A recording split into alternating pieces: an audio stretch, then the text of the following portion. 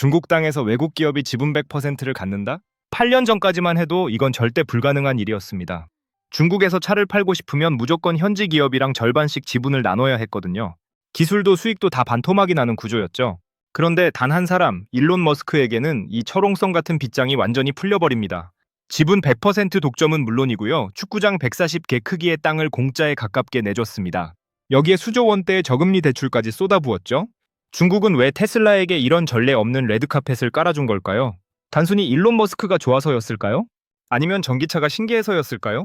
아닙니다. 여기에는 중국 자동차 산업 전체를 완전히 뜯어고치겠다는 소름 끼치도록 치밀한 매기 전략이 숨겨져 있었습니다. 오늘 이 영상 하나로 테슬라가 중국에 들어간 진짜 이유와 그 나비 효과가 어떻게 지금 전 세계 자동차 시장을 뒤흔들고 있는지 그 이면의 진실을 모조리 파헤쳐 드릴게요. 이 영상을 끝까지 보시면 앞으로 벌어질 글로벌 경제 전쟁의 흐름을 남들보다 3년은 앞서 읽게 되실 겁니다. 오늘은 우리 실생활에 깊숙이 들어온 아주 흥미로운 이야기를 해보려고 해요. 바로 테슬라와 중국의 위험한 동거에 대한 이야기입니다. 여러분, 요즘 길거리 나가보면 전기차 정말 많죠? 특히 중국산 전기차들이 유럽 시장을 무섭게 공략하고 있다거나 가성비가 엄청나다는 뉴스 자주 보실 거예요. 도대체 7, 8년 전만 해도 장난감 취급받던 중국 전기차들이 어떻게 이렇게 단기간에 괴물이 될 수 있었을까요? 당시 중국 전기차 시장은요, 한마디로 보조금 사냥꾼들의 잔치판이었어요. 정부가 전기차만 만들면 돈을 퍼주니까 이름도 모를 수백 개의 회사들이 겉모양만 그럴싸한 전기차를 찍어냈거든요. 주행거리는 형편없고 고장나면 수리도 안 되는 그런 차들 말이죠. 중국 정부 입장에서는 미칠 노릇이었을 거예요. 돈은 돈대로 썼는데 세계 시장에 내놓을 만한 번듯한 기업이 하나도 없었으니까요. 이때 중국이 선택한 방법이 뭔지 아세요? 바로 외부의 강력한 포식자를 데려오는 거였어요. 이걸 비즈니스 용어로 매기 효과라고 부릅니다. 연못에 미꾸라지만 있으면 애들이 게을러져서 금방 병드는데 거기에 사나운 메기 한 마리를 풀어놓으면 어떻게 될까요? 미꾸라지들이 잡아먹히지 않으려고 미친 듯이 헤엄치겠죠? 그러면서 자연스럽게 근육이 붙고 건강해지는 거예요. 중국은 테슬라라는 거대한 메기를 불러들여서 보조금만 따먹던 자국 기업들을 사지로 몰아넣기로 결심한 겁니다. 그런데 말이죠, 여기서 우리가 꼭 짚고 넘어가야 할 사실이 있어요. 사람들이 흔히 하는 오해 중 하나가 중국이 테슬라한테 당했다거나 테슬라가 중국을 이용했다는 거예요. 하지만 실상은요, 중국이 테슬라를 이용해 자신들이 가질 수 없던 핵심 근육을 단기간에 이식받은 것에 가깝습니다. 그 근육이 뭐냐고요? 바로 공급망이에요. 테슬라가 상하이에 공장을 세울 때 중국 정부는 아주 치밀한 조건을 내걸었습니다. 바로 부품의 국산화율을 단계적으로 높여서 사실상 모든 부품을 중국 현지에서 조달하게 만든 거죠. 이게 무슨 뜻이겠어요? 테슬라의 그 까다로운 기준을 맞추기 위해 중국의 중소 부품사들이 피눈물을 흘리며 기술력을 끌어올려야 했다는 거예요. 테슬라라는 세계 최고의 교수님 밑에서 강도 높은 스파르타식 교육을 받은 거죠. 실제로 당시에 테슬라의 부품을 납품하게 된 한 업체 사장님의 말을 들어보면 정말 처절함 그 자체였습니다. 테슬라 엔지니어들이 공장에 상주하면서 1mm의 오차도 허용하지 않았거든요. 처음엔 납품하는 족족 불합격 판정을 받아서 회사가 망하는 줄 알았다고 해요. 하지만 결국 그 기준을 통과한 순간 그 회사는 테슬라뿐만 아니라 전 세계 모든 자동차 회사에 부품을 팔 수 있는 글로벌 1급 면허를 따게 된 셈이었죠. 중국은 이렇게 테슬라를 이용해 자국 부품 산업 전체의 수준을 단숨에 2단계 위로 점프시킨 겁니다. 자, 그런데 여기서 소름 돋는 포인트가 하나 더 있습니다. 테슬라가 중국에서 차를 팔면 팔수록 그 수익의 상당 부분이 어디로 흘러갔을까요? 네, 맞습니다. 다시 중국의 부품사들, 그리고 그 부품사들의 성장을 지켜보던 중국의 로컬 완성차 업체들에게로 흘러갔어요. 테슬라가 열심히 판로를 개척해 놓으면 그 뒤를 중국 기업들이 테슬라와 똑같은 부품, 똑같은 공정을 활용해서 훨씬 저렴한 가격으로 따라붙기 시작한 거죠. 여러분, 이게 얼마나 무서운 전략인지 느껴지시나요? 내 집 앞마당을 내어주고 세계 최고의 기술자를 불러와서 우리 집 아이들에게 기술을 가르치게 만든 다음 결국엔 그 아이들이 기술자를 밀어내게 만드는 식이에요. 그렇다면 여기서 궁금해지죠. 일론 머스크는 이 사실을 몰랐을까요? 그 똑똑한 사람이 왜 이런 위험한 도박에 응했을까요? 사실 일론 머스크에게도 당시 중국은 마지막 생명줄이었습니다. 7년 전 테슬라는 이른바 생산 지옥에 빠져서 파산 위기설이 매일같이 나오던 시기였어요. 미국 공장에서는 물량을 못 맞춰서 쩔쩔매고 있었는데 중국이 나타나서 우리가 땅도 주고 돈도 빌려주고 인허가도 다 해줄 테니까 여기서 마음껏 만들어보라고 유혹한 거죠. 머스크 입장에서는 독이 든 성배인 줄 알면서도 일단 마셔야 살 수 있는 상황이었던 겁니다.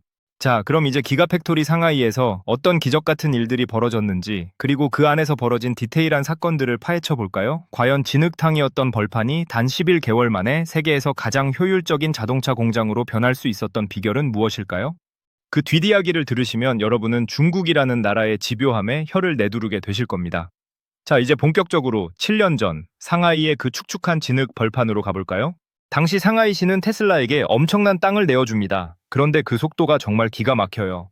보통 중국에서 이런 규모의 공장을 지으려면 서류 작업에만 몇 년이 걸리거든요. 그런데 테슬라는요, 땅을 고르고 기둥을 세우기 시작한 지 딱 11개월 만에 첫 번째 완성차를 출고해버립니다. 이게 어느 정도 속도냐 하면 전 세계 자동차 산업 역사상 유례를 찾을 수 없는 빛의 속도였어요. 여기서 우리가 주목해야 할 점은 중국 정부의 태도예요. 단순히 인허가를 빨리 내준 수준이 아니었거든요. 당시 테슬라가 돈이 없어서 쩔쩔매고 있었다고 말씀드렸죠. 이때 중국 국영 은행들이 팔을 걷어붙이고 나섭니다. 우리 돈으로 수조 원에 달하는 금액을 아주 낮은 이자율로 빌려준 거예요. 외국 기업에게, 그것도 담보도 확실하지 않은 적자 기업에게 말이죠. 하지만 세상에 공짜 점심은 없다는 말 다들 아시죠? 중국이 이렇게 퍼준 데에는 아주 무서운 계산기가 두드려지고 있었어요. 당시 중국 정부 내부 문건이나 분위기를 보면 이런 말이 나옵니다. 테슬라에게 고기를 줄 테니 우리는 그들의 뼈와 가죽을 취하겠다. 여기서 고기는 테슬라가 중국 시장에서 벌어갈 돈이고요. 뼈와 가죽은 바로 테슬라의 생산 시스템과 공급망을 의미합니다. 여러분, 자동차 한 대를 만드는데 부품이 몇 개나 들어가는지 아세요? 대략 3만 개 정도예요. 테슬라는 이 3만 개의 부품을 중국 현지에서 조달하기 시작했어요. 여기서 현미경 디테일 들어갑니다. 테슬라가 중국에 들어오기 전까지 중국의 부품사들은 수준이 아주 낮았어요. 그냥 내연기관차에 들어가는 플라스틱 쪼가리나 간단한 전선 뭉치 정도나 만들었죠.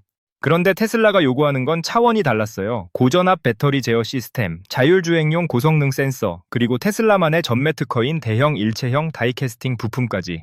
중국 정부는 테슬라에게 부품 국산화율 100%라는 숙제를 던졌고, 테슬라는 살기 위해서 중국 업체들을 직접 교육하기 시작합니다. 테슬라 엔지니어들이 중국 부품 공장에 상주하면서 이건 이렇게 깎아야 해. 공차를 이 정도로 줄이지 않으면 우리는 안 써라며 하나하나 가르친 거예요. 이게 바로 제가 앞에서 말씀드린 테슬라 대학의 실체입니다. 자, 그럼 여기서 한번 생각해 볼까요? 테슬라에게 혹독하게 훈련받은 이 부품 업체들, 이제 누구랑 거래할 수 있을까요? 네, 당연히 테슬라뿐만 아니라 샤오미, 비아디, 지커 같은 중국 로컬 기업들에게도 똑같은 품질의 부품을 공급할 수 있게 된 거예요. 테슬라가 중국에 들어온 지 단 3년 만에 중국 전기차 부품의 수준이 상향 평준화되는 기적이 일어난 겁니다. 그런데 여기서 정말 재미있는 반전이 하나 있어요. 많은 사람이 테슬라가 기술을 다 뺏겼네 라고 말하지만 사실 테슬라도 이걸 알면서 이용했어요. 중국의 저렴하고 우수한 공급망을 확보한 덕분에 테슬라는 전 세계에서 가장 마진이 높은 자동차 회사가 될 수 있었거든요. 즉 중국은 테슬라의 뇌를 원했고 테슬라는 중국의 손발을 원했던 아주 기묘한 공생관계였던 셈이죠. 하지만 이 평화로운 공생관계는 오래가지 않았습니다. 매기가 연못에 들어온 지 2년쯤 지났을 때 드디어 미꾸라지들이 변하기 시작했거든요. 그냥 변한 게 아니라 매기의 사냥 방식을 그대로 흡수한 슈퍼 미꾸라지들이 등장한 거예요. 대표적인 사례가 바로 여러분도 잘 아시는 비아디, BYD입니다. 사실 비아디는 원래 배터리 만들던 회사였잖아요. 그런데 테슬라가 옆에서 어떻게 차를 만드는지, 어떻게 원가를 절감하는지 지켜보면서 깨달은 거예요. 아, 저렇게 하면 우리도 할 수 있겠는데? 라고요. 비아디는 테슬라의 수직 계열화 전략을 훨씬 더 지독하게 따라하기 시작합니다. 배터리부터 반도체, 시트, 심지어는 타이어까지 직접 다 만들어버리기로 한 거죠. 자, 여기서 궁금한 점이 생기실 거예요. 아무리 그래도 테슬라의 자율주행 기술이나 소프트웨어는 못 따라가는 거 아니야? 맞아요. 소프트웨어는 테슬라가 압도적이었죠. 하지만 중국 기업들은 다른 전략을 썼습니다. 소프트웨어가 부족하면 하드웨어를 미친 듯이 채워 넣는 시기였어요. 테슬라가 카메라로만 자율주행을 할 때 중국 차들은 값비싼 라이다 센서를 서너 개씩 달고 출시해버린 거죠. 그것도 테슬라보다 훨씬 싼 가격이에요. 이때부터 중국 시장에서는 피비린내 나는 치킨 게임이 시작됩니다. 4년 전부터 본격화된 이 가격 전쟁은 정말 처절했어요. 테슬라가 가격을 내리면 중국 업체들은 더 내리고 테슬라가 또 내리면 중국 정부가 보조금을 또 푸는 시기였죠. 이 과정에서 실력 없는 자국 기업 수백 개가 도산했습니다. 하지만 살아남은 몇몇 기업들은요. 이제는 테슬라와 맞짱을 떠도 밀리지 않는 괴물들이 되어버린 겁니다. 여러분 지금 해외 뉴스 보면 어떤가요? 유럽 길거리에 중국 전기차들이 깔리고 있다는 소식 보셨죠? 미국이 중국산 전기차에 100% 관세를 때리겠다고 난리치는 이유가 뭘까요?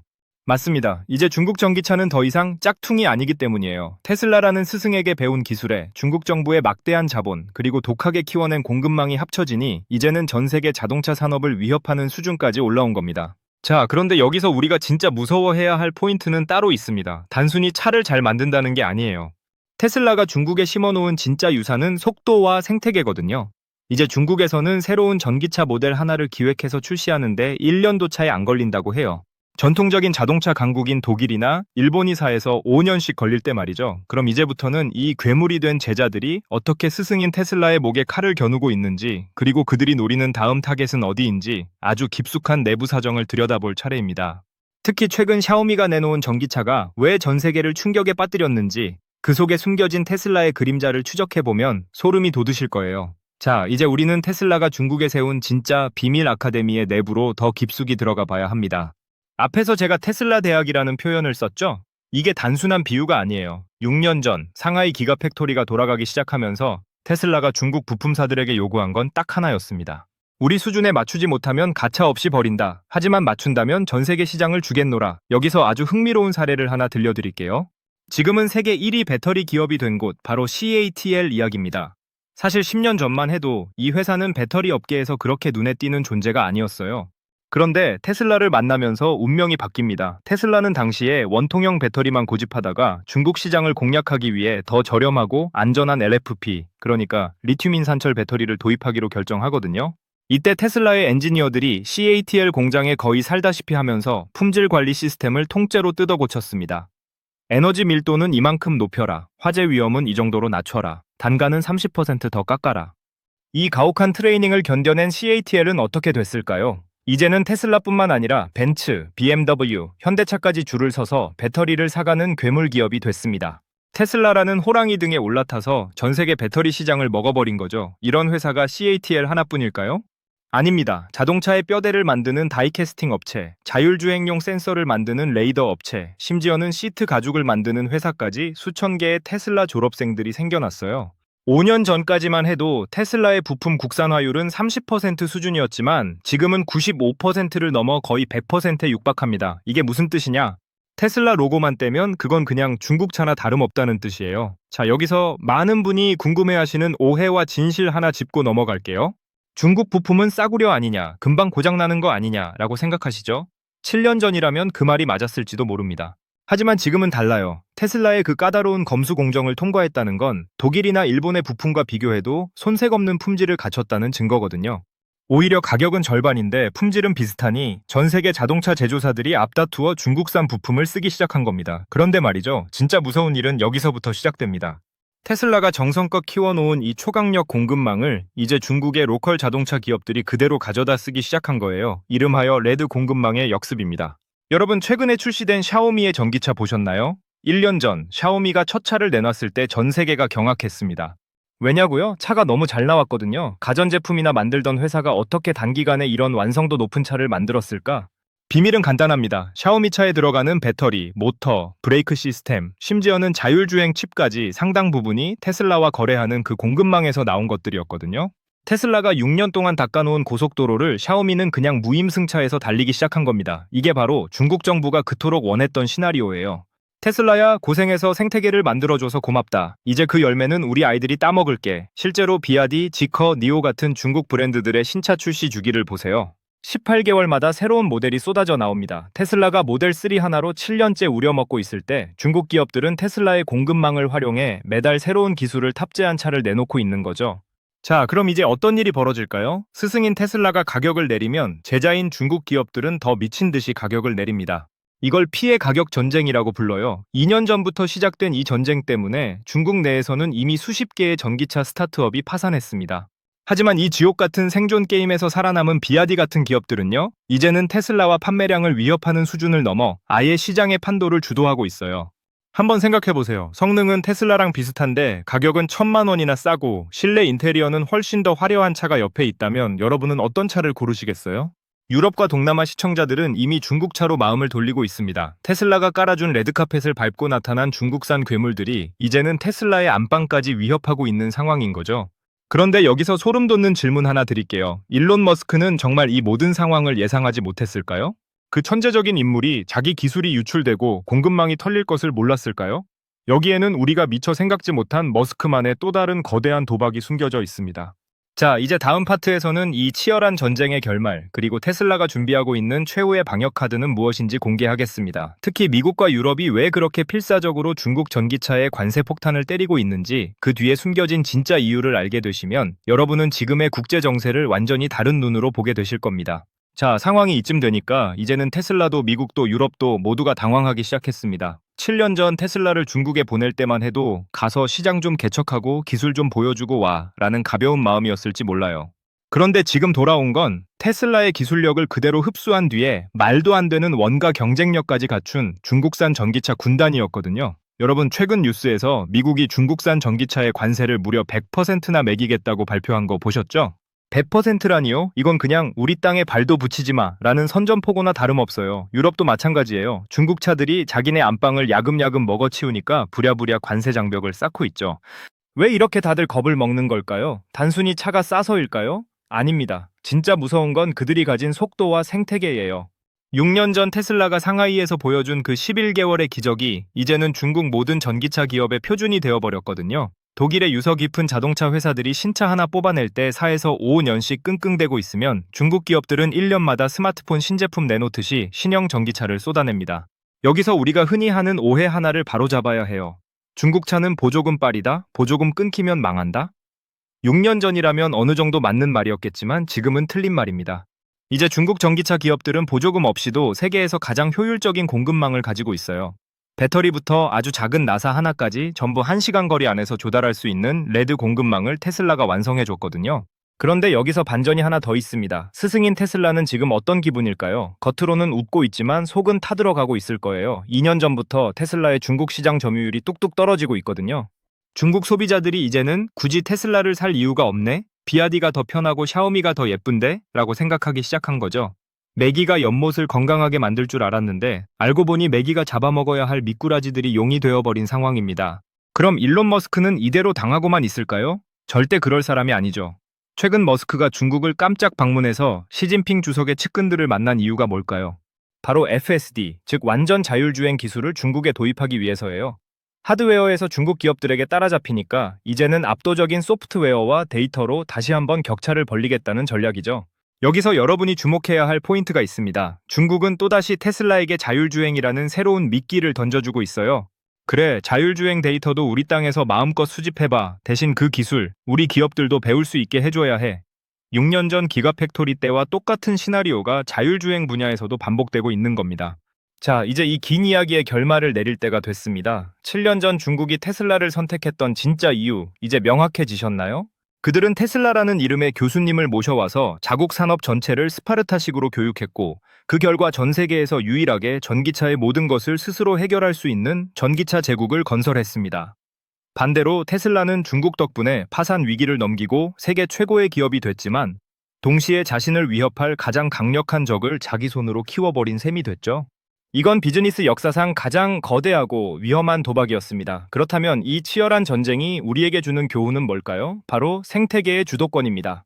내가 아무리 뛰어난 기술을 가지고 있어도 그 기술이 꼽힐 수 있는 토양, 공급망을 남에게 의존하는 순간 그 기술은 더 이상 나만의 것이 아니게 된다는 사실이죠. 오늘 이야기를 세 줄로 요약해 드릴게요. 첫째, 중국은 테슬라라는 매기를 이용해 자국의 부실한 전기차 기업들을 독하게 훈련시켰다.